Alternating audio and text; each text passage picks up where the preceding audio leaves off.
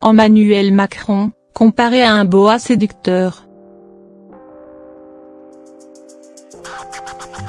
Depuis quelques mois, Emmanuel Macron, en proie à des crises successives comme celle des Gilets jaunes dont la colère ne semble pas vouloir retomber, connaît une chute vertigineuse dans les sondages d'opinion. Son aura semble s'être quelque peu ternie au contact de l'exercice du pouvoir. Pourtant au cours de la campagne présidentielle, il avait su, au cours de son ascension, séduire les Français, des militants et de nombreux hommes et femmes politiques de différents bords qui n'ont pas hésité à le rejoindre pour le soutenir. Une faculté à séduire ses interlocuteurs qui lui avait donc permis de réaliser une ascension fulgurante, capable de déjouer tous les pronostics. Dans sa matinale sur RTL, Yves Calvi est revenu sur cette énorme capacité de séduction d'Emmanuel Macron qui lui avait permis en seulement 2 ans de passer du statut de quasi-inconnu à celui de président de la République.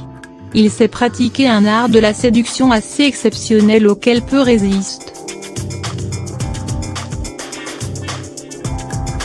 Il parvient à séduire absolument tout le monde, dont notamment François Bayrou, Gérard Collomb, des journalistes initialement réfractaires et décrypte ainsi Yves Calvi avant de demander leur avis aux journalistes Maurice Zafran et Nicolas Domenat.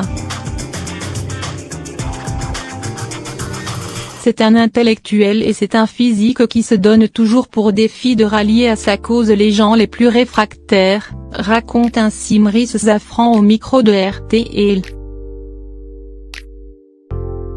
Ce dernier explique ainsi comment au cours d'une interview avec plusieurs journalistes, le président de la République ne s'était adressé qu'à Nicolas Domenat qu'il savait, alors, opposé à ses idées.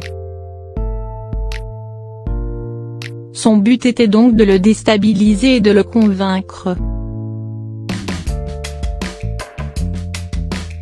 C'est pour ça que je l'appelle le boa séducteur, parce qu'au fond, il vous plante ses yeux dans les yeux et puis il ne vous lâche plus, concède ainsi Nicolas Domenat qui précise que cette séduction n'est en rien sexuée ou charnelle, mais plutôt intellectuelle. C'est une séduction sur le fond, il faut qu'il vous convainque /, explique-t-il.